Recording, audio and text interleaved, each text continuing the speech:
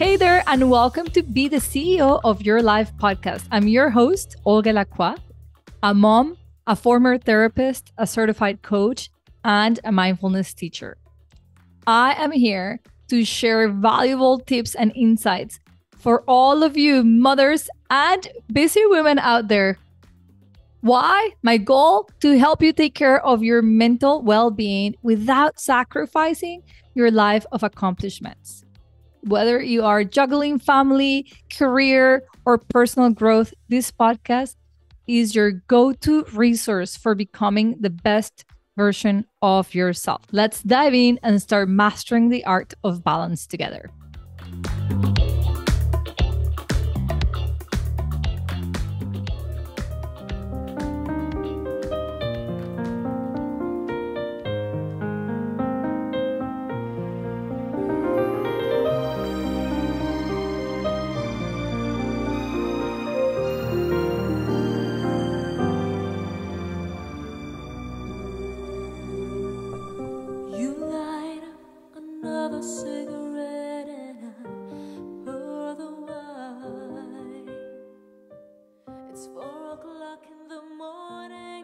Hey guys, welcome to this episode of Be the CEO of Your Own Life. I'm Olga Lacroix, your host, and today we're going to be talking about not breaking our own promises.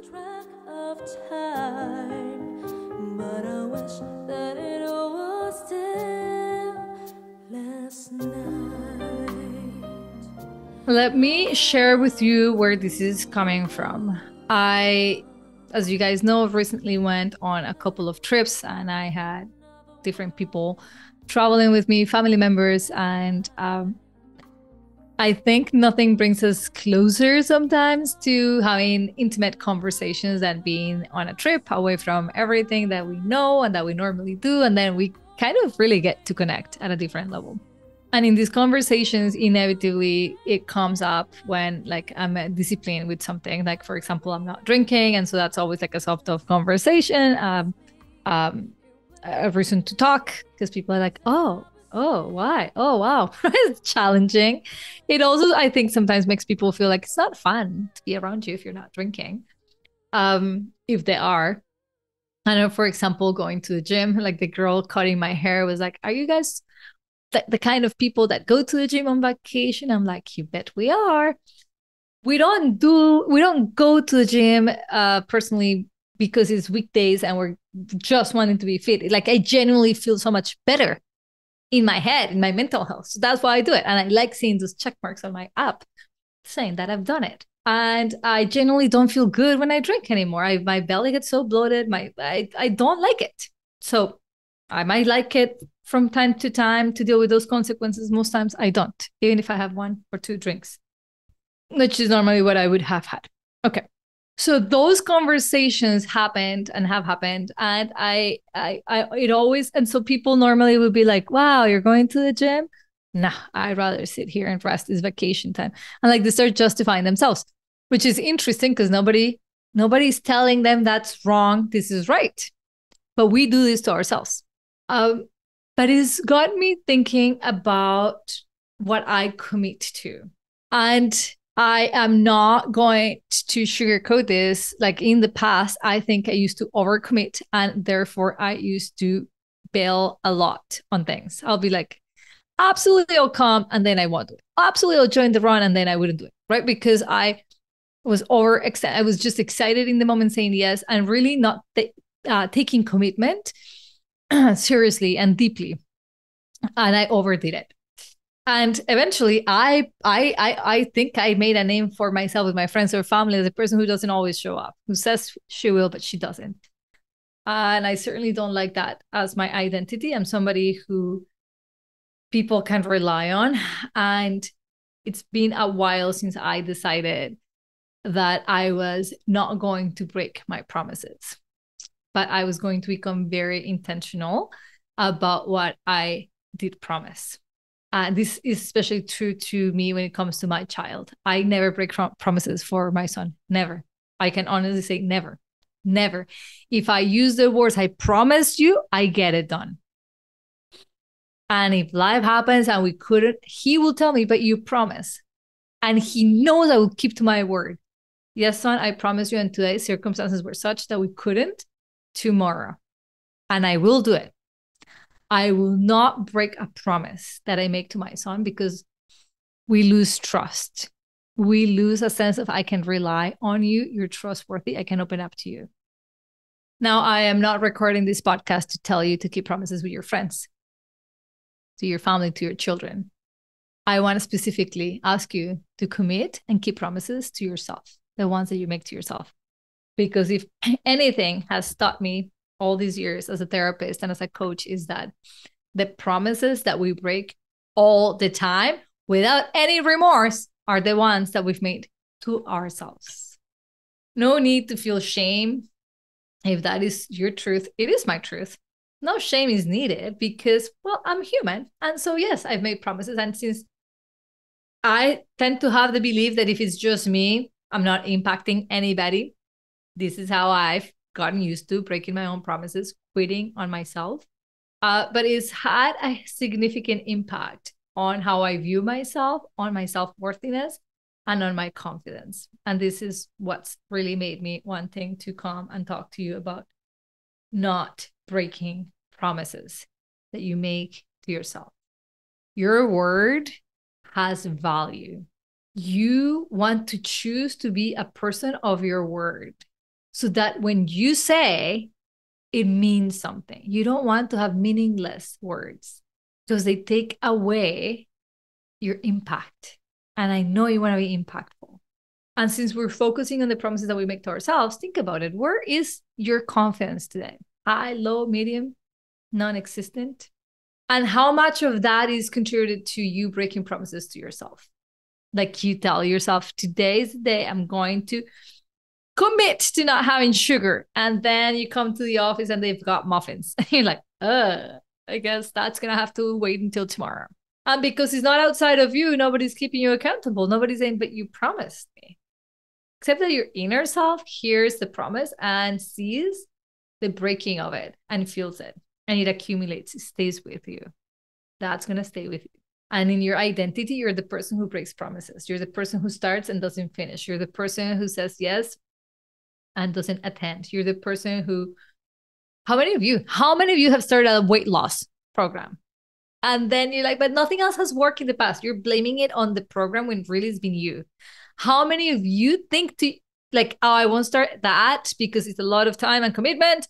And if I know anything about myself, I'm the person who doesn't utilize the resources. And that's okay. You're walking around with that identity of yourself and hoping to feel confident. No, my friends, that's not how it works. That is not how it works. Your confidence is born within you in how you speak to yourself, but especially on how you respond to that talk.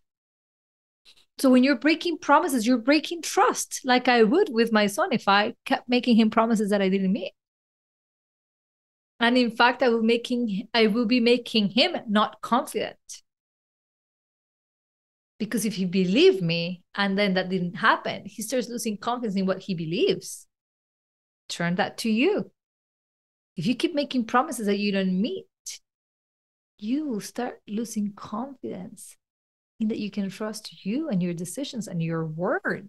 So if you're going to take something out of this podcast, is that you are a person of your word, and what you say, you will stand behind.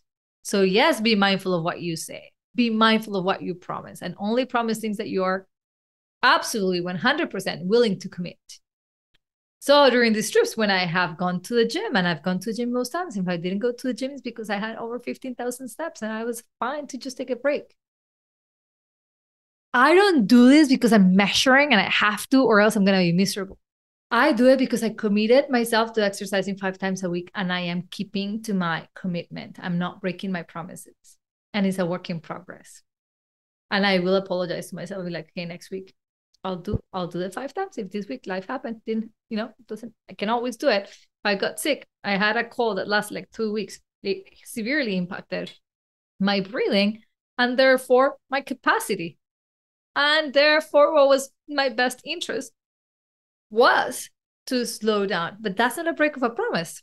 That is me being human, having a human body, and having to adjust to what life is presenting me with, which is different when I said I want to exercise 5 times a day and it is in my calendar and it is there and I don't go. That's just for me. Who cares? I don't have a trainer waiting for me. We are so focused on what others say to us, on how others perceive us, that we've learned to quiet down that inner relationship with ourselves, how we think of ourselves. We want to please everybody. And we are totally okay not pleasing ourselves. Oh, sorry, buddy. I know you want me to eat healthier food so you have more energy, so I can stop saying I'm tired. And every time I say I'm going to commit to eating less sugar, drinking less alcohol, or stop eating the foods that I know are not good for me, I just quit on that. And I'm normalizing it and making it okay to be this to myself. But I wouldn't tolerate it coming from anybody else to me, right? If your husband kept making you promises that he didn't meet, how long will you be married? That at the end feels almost like betrayal. Like, fuck, you keep telling me this is going to happen and never happens. I love that my husband is a man of his word too. If this guy tells me he's going to do something, he comes through with it. I think he loves the level of belief I have in him pulling it through with anything. If Chris, my husband, says, I am going to build you a beautiful home, I rest all trust in that comment because he keeps to his word. That level of trust is indestructible. I believe him even if he didn't do it yet. And he said, but I will do it. I believe that because he's made sure that he's never broken a promise. Ladies and gentlemen, this is the level of trust that we want to build within ourselves, on ourselves. We're constantly thinking, like, how do I become more confident? How do I get to trust myself? This is how. Commit to not breaking your promises, but be mindful of the promises you're making. Stop signing up for all the things just because, I want to lose weight, so I'm going to do A, B, and C. I have a client who's like, we've gone through this cycle a million times. She really does want to lose weight. In fact, it's in her best interest to lose weight because of her heart rate, because of her mental health, because of how young her child is and how mobile she needs to be. She's got all the reasons why it would be beneficial for her health. And when she's in the mode, if I'm going to do it, you know what she does? She signs up for everything. She signs up for everything. And I'm like, how sustainable is that? I will do it. I will do it. In 2 weeks' time, I will be picking her up from her own assumption of failure. But the thing is, she didn't mindfully commit. She just said yes to all of it. And that's the commitment is strong. We don't marry everybody at once. We pick one person and we think about it and we study the scenario and we say, yes, I'm committing to you, right?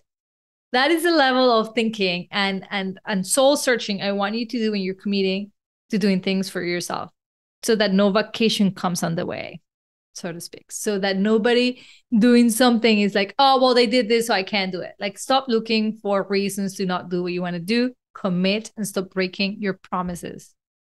This is how you build your self-confidence, your self-respect even. I imagine you, as of today, with my permission, with my idea, you begin to see yourself as a person who always pulls through with her promises, his promises. Imagine you hold that belief so true to yourself that everybody else gets to know you for the same reason. Oh, she is the person who pulls through, like I do for my husband. He's the guy that will pull through. Even if he has to work overnight. I know at 7 a.m. when I wake up, the thing that he said he would do will be done. And because I trust him, I don't control, I don't micromanage. I'm like, you do it. I know you're going to get it done. I know you can do it. Okay, so committing to not breaking your own promises will have to will make you work on other things that maybe you're not currently doing. Like selecting really what you want to do, getting clear on what it is that matters to you, and be willing to place the effort in what matters to you. Because what I also see happening is all my beautiful friends who think, I want that. And when they are faced with the amount of effort that is involved, they back out. I guess I don't want it that bad. Got it. So Effort is required after commitment. You said you're doing it. That will come with commitment. With effort, which is why you can't say yes to everything, because you're human. You only have so much effort to give. When it comes to your promises to yourself, be mindful of what you're saying you are going to commit to and stick to it. You're going to have to work through some self-validation where you might have moments of doubt or temptation. You want to give in. You want to be able to resist all the distractions from you committing to you so that you can make that self-discipline even stronger. Self-validation is the use of language to help you feel better about something. So for example, something that I struggle with is my memory. I don't have great memory, except of like my clients in sessions. I remember everything because I'm giving my dedicated attention. But when I'm in an open space, my kitchen, and my son is talking and my husband is talking, my husband is telling me some instructions, I might not remember, even if they were important. I actually have to write them down if I really want to remember, because I'm so distracted with other things that I might not. And so often when I forget something important, I would use validation, self-validation. Like I would say I'm a good human, even though I forgot about something important. Or I'm a good human, and I forgot about something important. This is helpful to you keeping up with your promises, because there might be the occasion where you slept in and you were tired, and that's okay. And the next day you're going to get up and go do the thing that you said you were going to do. So in those moments, say, I am a good person and I will get back on the horse tomorrow. You were saying no sugar. I haven't had sugar for 6 weeks. It's an accomplishment for me. I've realized my relationship with sugar is not one of balance. It's like a door opens and I want all of it. So it's in my best interest to keep that door closed. And it's been 6 weeks and I feel amazing. And if I was to eat sugar tomorrow because I decided so, that's fine. But I would really have to put effort to come back to what the promise I made to myself, which was to live a life sugar-free, because I've realized now it's the best thing that I can do for my health. Okay. So that self-validation allows you to get back on the horse when life happens and you in fact come out of like the train you were going to, your promise.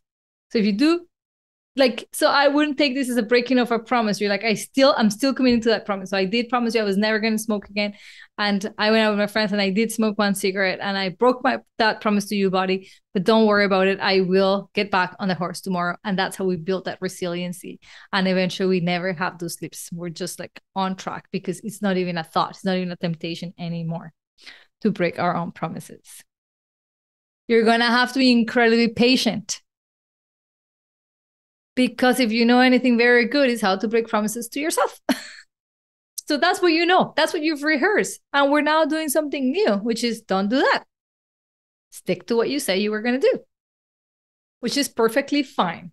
But it requires you to pay greater attention to your commitments and to have a lot of patience as you're learning to navigate how to stick to your word, how to not break promises. So when you do have a break of a promise, when you have a temptation to break the promise, when you forget about the promise even that you made, that you have a lot of patience with yourself, because that builds your confidence in your ability to get back on it. I also want to introduce the concept of regulating our nervous system when it comes to breaking promises. Normally, we do break our promises because our nervous system was shocked, turned on, and now we're acting on instinct, not in intention.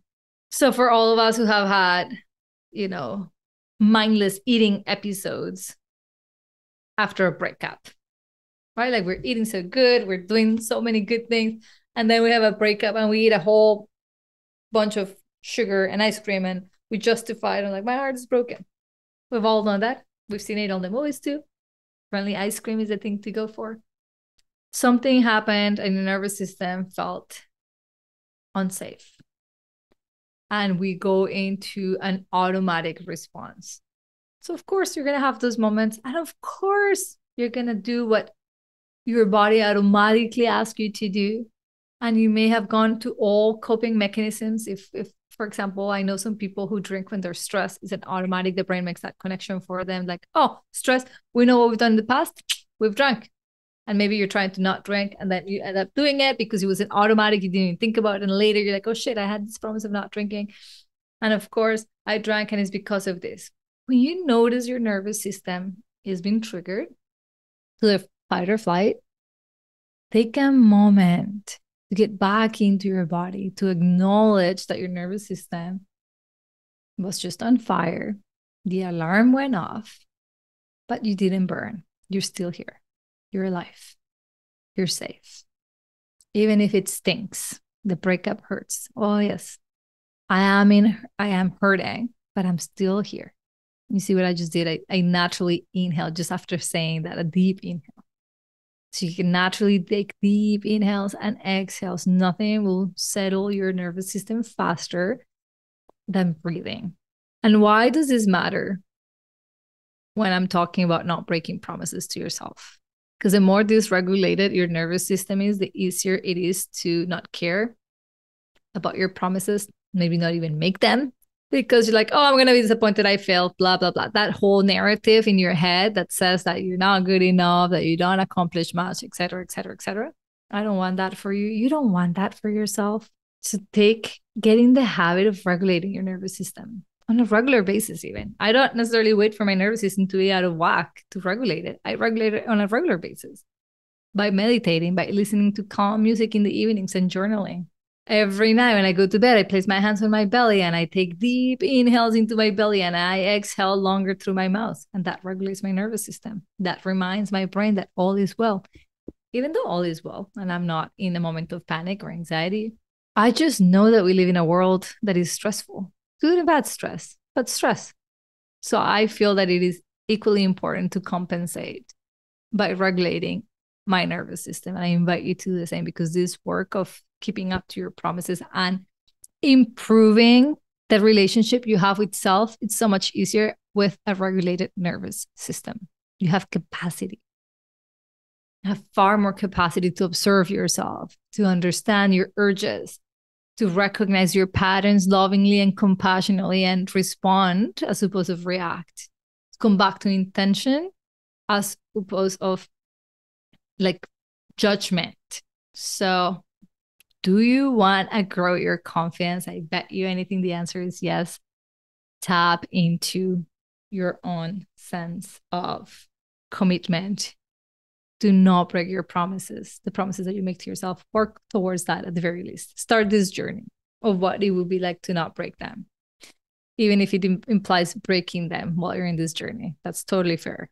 As a reminder, I am facilitating a workshop on emotional intelligence with my one of our coaches, Greg Kiltman, who's been on the podcast. He's an expert facilitator for emotional intelligence at Amazon.